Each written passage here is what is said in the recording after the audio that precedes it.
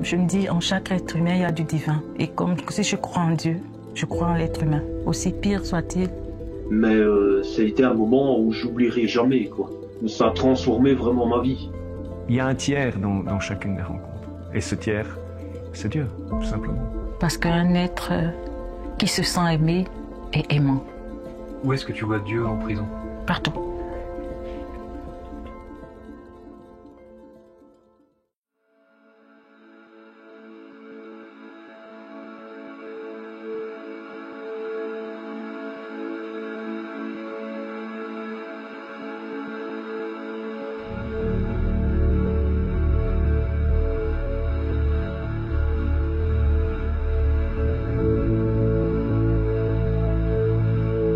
Bonjour, je suis Annie-Ève Ouattara, j'ai 53 ans et je suis aumônier depuis 2010, début 2010, donc à peu près 14 ans et demi.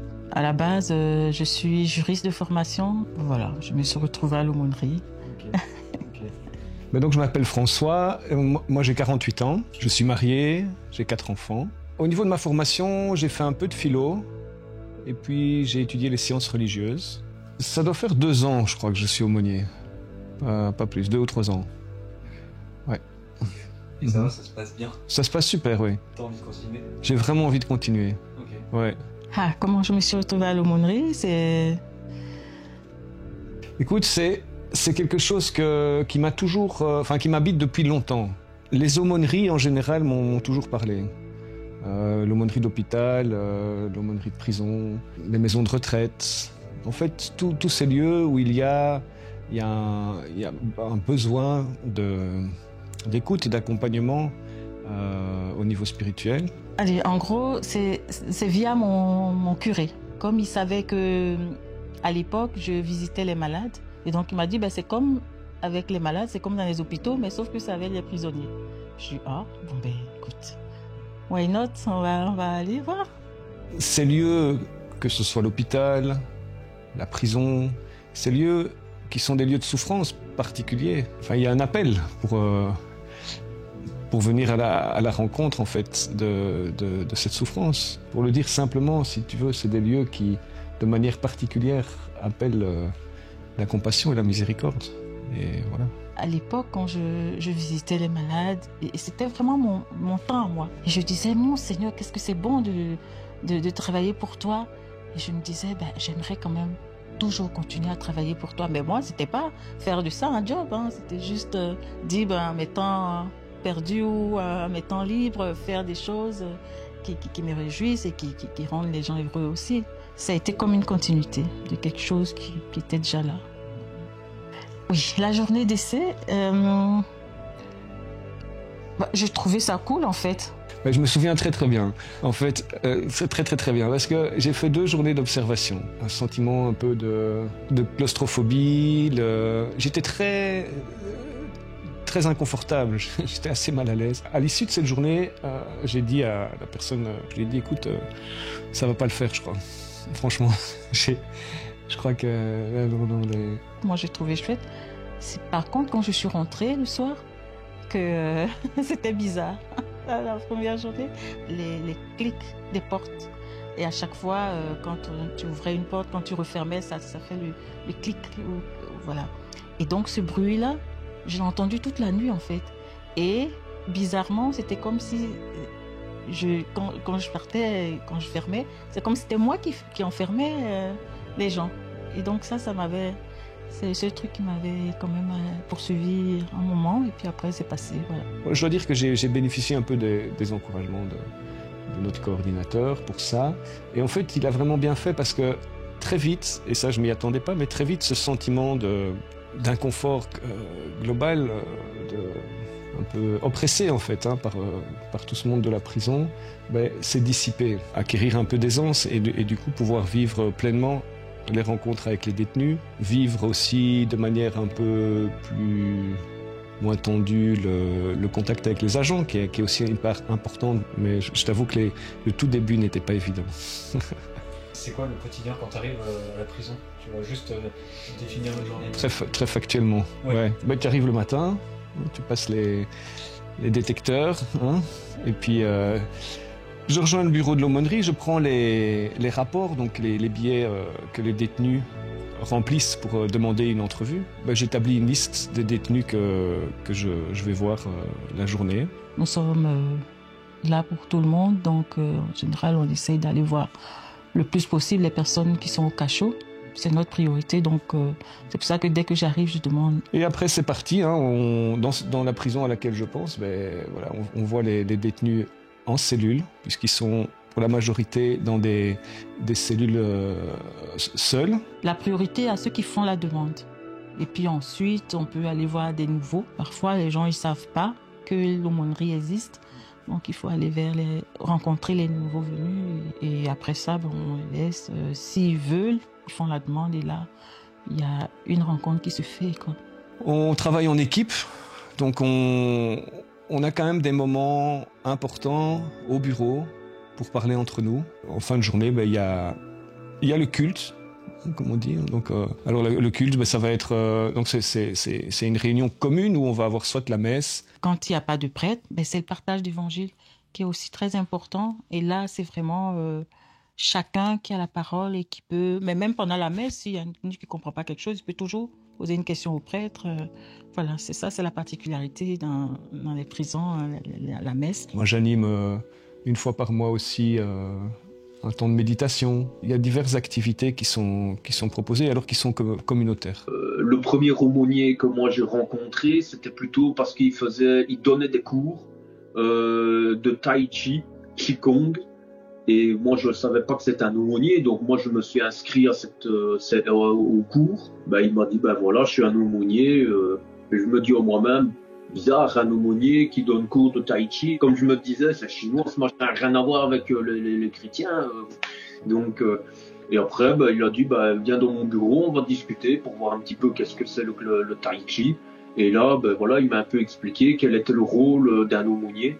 Et là, directement, j'ai commencé vraiment à me dire, voilà, ça n'a rien à voir avec ce que je pensais, quoi. Donc, voilà, je pense qu'il a fallu un contact avec lui pour que je me rende compte de qu'est-ce que c'était l'aumônerie. Il y a vraiment ce respect, surtout les détenus, quand ils savent que c'est l'aumônerie, il y a tout de suite, je ne sais pas si c'est l'église qu'on représente qui fait que. Et non, moi, j'ai vraiment jamais eu d'a priori et j'ai toujours été respectée. Oui, tu t'es jamais senti en danger? Non.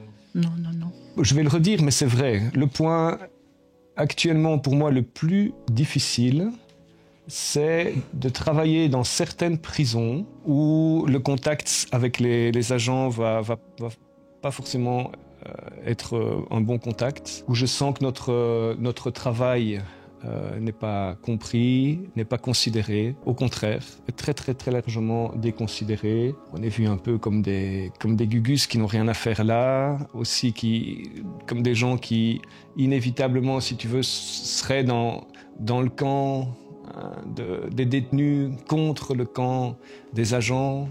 Voilà, ça reste un point pour moi inconfortable de cette mission en prison. Donc un gars que je voyais régulièrement qui devait sortir. Et donc il venait nous aider pour préparer la chapelle et tout. Et je lui dis, écoute, on se voit demain, c'était le lundi. Et le mardi, j'ai ma collègue qui m'appelle, on pleure. Elle me dit, il y a eu un suicide. Et elle me dit son nom. Je dis, c'est pas possible, c'est pas vrai. Il y a rien qui présageait ça. Comment est-ce que j'ai pas vu que quelque chose n'allait pas? Et est-ce que même il y a quelque chose qui n'allait pas? Parce que je tombais des nues. Mais après, je me suis dit, par expérience, je sais qu'il y a des gens qui ont très peur de la sortie. Et puis en même temps, c'est pas de la culpabilité, mais on se demande, qu'est-ce que j'aurais pu faire? Est-ce que j'aurais pu empêcher ça? Et donc ce sentiment d'impuissance parfois est difficile. Et puis voilà, il y a certains détenus avec qui les échanges peuvent être assez profonds, on va au fond des choses. Et puis il y en a d'autres avec lesquels les échanges sont, on pourrait dire, de surface. Et donc, si tu veux, un des enjeux pour moi aussi, c'est de percevoir le sens de cette rencontre qui est parfois qui peut être un peu aride en fait, tu vois. Ça peut aller de j'aime le café ou mon Dieu, je préfère le thé, à à vraiment profond à rentrer dans sa vie, et tout son parcours de vie. Tout ça, je parlais des choses banales, hein, ou j'ai besoin de vêtements, ou est-ce que je peux avoir un timbre ou un bic. Et voilà, c'est vraiment toutes les conversations, il n'y a pas de tabou. Il n'y a pas de tabou. Et moi, d'emblée, je dis toujours aux détenus, sache que l'aumônerie, c'est le seul qui est confidentiel dans les prisons. Donc, et ça, je crois que c'est important qu'ils l'entendent. Et donc, je dis, tu vois, dans le bureau, il n'y a pas de caméra. Et c'est important. Et ici, on se parle entre frères et sœurs. Hein, en humanité. Parce que parfois, on reçoit des musulmans aussi. Je dis donc, nous sommes frères et sœurs en humanité. Et puis maintenant, après, la question de Dieu peut venir. Je m'en foutais royalement. Le service aumônerie, donc les fameux rapports que les gardiens donnent, où il y avait l'aumônerie. Moi, je me suis dit, moi, je m'en fous royalement de ça. C'est pas ça que j'ai besoin. La foi, pour moi, c'était de la merde, de la pure connerie. C'est vraiment ça. Désolé de mes paroles, mais c'est ce que je pense à ce moment-là. Je crois que je ne sers à rien. À quoi je sers? À écouter. Je crois être présente. Moi, je suis touchée par l'être humain, en fait. On a chacun Dieu en nous. C'est ça qui fait cette compassion, parce que je me dis, aucun être humain, même quand il fait le mal, je crois qu'il a mal aussi lui-même. Cette souffrance qui est cachée parfois derrière une apparence de caïd. J'ai du divin en toute personne. Donc voilà, je crois que c'est là que je tire peut-être cette compassion-là.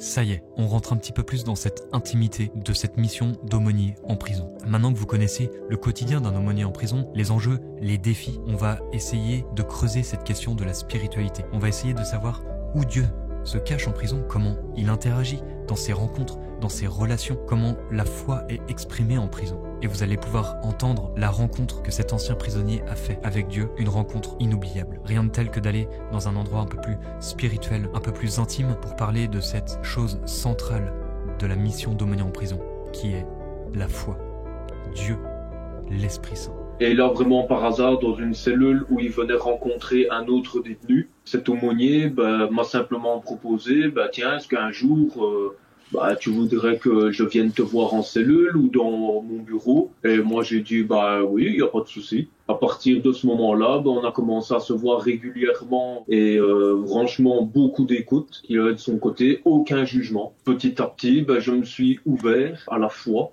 à la spiritualité. Et là, petit à petit, j'ai commencé vraiment à devenir croyant, à trouver la foi en moi.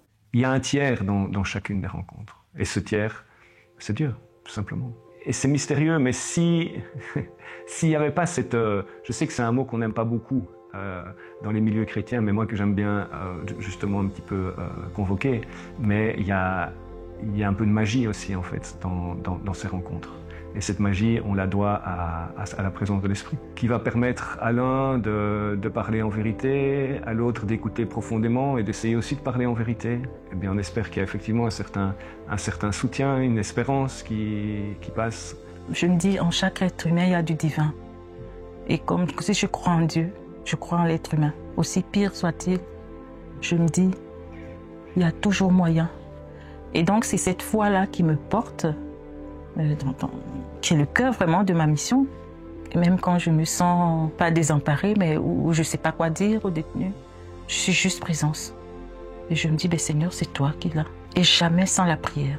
C'est tout à fait central. Quand je vais à la prison, j'ai un temps de trajet et je vais en profiter pour prier un peu, pour que je dirais que la connexion soit un peu établie. Pour moi, être aumônier, c'est être témoin de cette présence, en fait, être porteur. Alors encore une fois, ça peut sonner prétentieux à certaines oreilles, mais bon voilà, on le fait comme dit saint Paul, hein, ce trésor précieux, on le porte dans des vases d'argile. Hein, c'est pas... La foi, c'est le cœur de notre mission pour moi.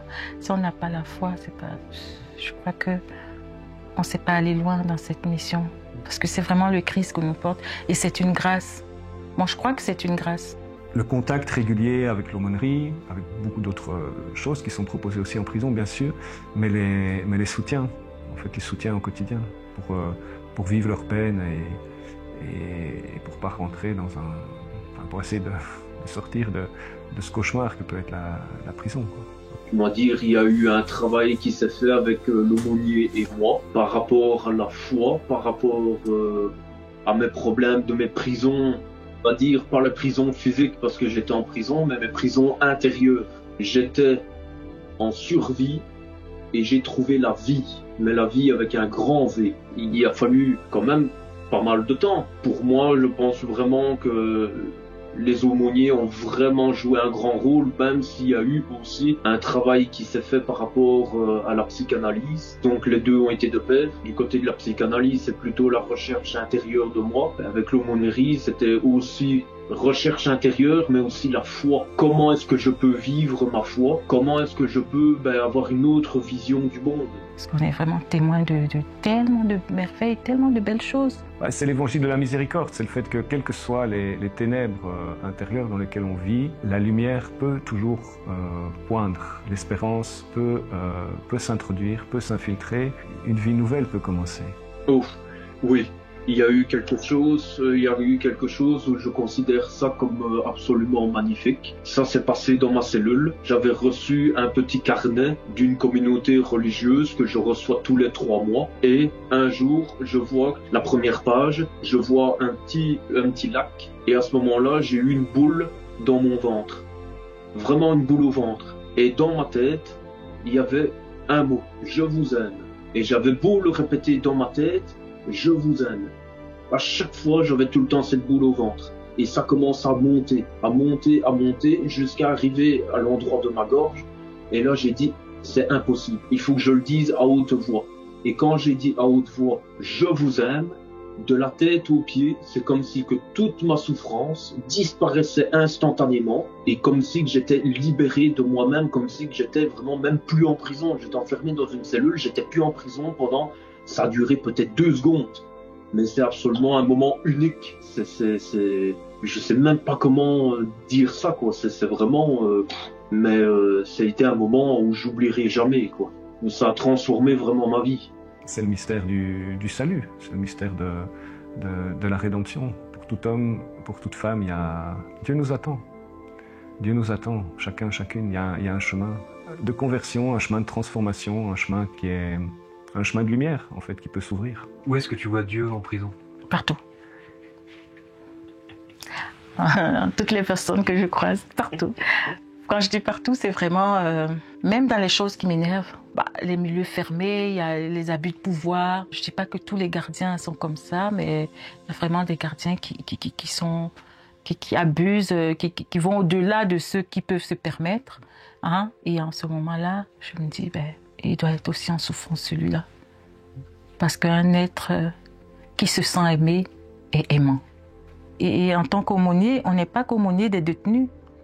On est aumônier de prison. Donc, moi, il m'est arrivé plusieurs fois que des gardiennes ou des gardiens viennent pleurer dans mes bras. Mais voilà, c'est ça aussi, être aumônier. Écoute, moi, je ne suis pas aumônier depuis très très longtemps. Je vais voir des détenus en prison qui sont là pour des faits très très graves. Tu vois, des gens qui étaient polytoxicomanes, qui ont tué. Et je peux mesurer tout le chemin qu'ils ont fait, en réussissant à se libérer de dépendances aussi fortes que l'héroïne puis la méthadone, par exemple, et en entrant dans un chemin dans une nouvelle vie. Avant et après, j'étais beaucoup plus souriant qu'avant. Et beaucoup plus ouvert aux gens. Et être beaucoup plus attentif aussi à la souffrance des gens.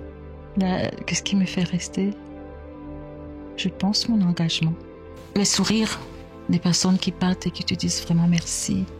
Mais c'est pas un merci que j'attends. Je vais dire, j'attends pas de reconnaissance. Mais le fait de s'arrêter, de prendre le temps. Et ça, je me dis rien que pour ça, ça en vaut la peine. Tant que j'ai encore ça, je crois que je peux encore venir. Le jour où j'aurai plus ça, cette flamme-là, cette joie, hein, je crois que j'arrête l'aumônerie en ce moment-là. Il y a des moments où il m'est arrivé de vouloir abandonner, hein, de vouloir lâcher. Je dis, maintenant j'en ai marre, je ne veux plus. Et en ce moment-là, j'ai une grande caisse ici, en dessous, que je porte partout. C'est ma boîte magique. Parce que c'est une boîte où je mets tout plein de courriers que je reçois des détenus. Tu vois, j'ai mis la boîte magique. Donc, et parfois, quand il y a des dessins, il y a un peu de tout, tu vois. un truc comme ça qui vient et qui te dépose. Et je me dis, ben voilà. Parfois, quand il m'arrive de penser à abandonner, je viens là, puis je tire un courrier comme ça au hasard et que je lis. Et puis je me dis, ben, ça en vaut encore la peine, quoi. Rien que pour tout ça. Et il y a vraiment des choses magnifiques là-dedans. Et ça me rappelle la fois ce pourquoi je me suis engagée. Les détenus qui partent et qui écrivent et qui te disent ben, merci, tu as été là toutes ces années ou quoi. Et moi je réponds toujours mais merci à toi. C'est toi qui me fais tenir dans ma foi. C'est pas le merci qu'ils me disent qui me touche, mais c'est le fait de prendre le temps. Parce que quand on est libéré ou quand on part, on est toujours content de partir. On pense pas forcément ah Dieu, on va écrire à un aumônier qu'on a rencontré. Mais je me dis, le fait de faire ça, c'est prendre le temps. Ça veut dire que c'est une rencontre qui nous a marqués. Donc, c'est la rencontre du Christ, quelque part. Et il y a beaucoup qui renouent avec la foi en prison. Et quand ils sortent et qu'ils écrivent que ben, je continue d'aller à la messe ou bien je prie toujours, vraiment. Et je trouve ça merveilleux. Et c'est ça, mon leitmotiv. Et c'est ça je garde. C'est ma boîte magique. Et vraiment, elle est toujours, partout où je vais, dans mon coin prière, la grande caisse là, elle est remplie de ça. Donc voilà. Ben, comment est ma foi, ben, je continue déjà à être dans la prière. Je remercie Dieu pour tout le chemin que j'ai fait. Et je remercie Dieu pour la force qu'il me donne encore maintenant, malgré les difficultés qu'il y a. J'ai une force intérieure, déjà ma force intérieure, mais pour moi, il y a Dieu qui est là aussi derrière et qui me donne encore plus de force et qui me dit, fonce, peu importe les difficultés, les portes te sont ouvertes et sois confiant et aussi essayer au mieux d'être à l'écoute des gens. Voilà, des gens disent voilà, j'habite dans un appartement, il y a de la pourriture qui commence à se former, ça me fait mal au cœur et je leur dis si je peux faire quoi que ce soit pour toi, te donner un coup de main pour faire des réparations, je viendrai gratuitement, c'est vraiment par bon cœur et voir la personne qui a un sourire, j'ai déjà tout gagné. C'est le meilleur des cadeaux. C'est pas, moi je veux pas du pognon. C'est pas ça qui va me rendre heureux. Voir que la personne n'est déjà rien qu'un sourire, là, je me suis dit, voilà, ça c'est le meilleur cadeau. Ça c'est le meilleur cadeau. Et la phrase que j'aime bien dire, et j'aime répéter ça aux détenus aussi, c'est vraiment un jour à la fois. Un jour à la fois. Au point où il y en a qui m'ont surnommé Madame un jour à la fois. Et c'est l'aujourd'hui, parce que pour moi, c'est l'aujourd'hui qui compte. Avec le Seigneur, c'est prendre vie pleinement l'aujourd'hui. Ce qui s'est passé hier est passé et demain, tu sais pas ce qui va se passer. Tu peux prévoir des choses et ça peut être complètement le contraire ou rien de ce que tu as prévu. Mais le présent, l'aujourd'hui, c'est vraiment, tu n'as que l'aujourd'hui, quoi. Et merci d'avoir regardé cette vidéo. Si t'es encore là, ça veut dire que t'as peut-être aimé cette vidéo, alors dis-le moi dans les commentaires. Et surtout n'oubliez pas, le meilleur moyen de soutenir la chaîne des médiateurs, c'est de vous abonner. Alors merci, soyez bénis les amis et à très vite pour des nouvelles aventures.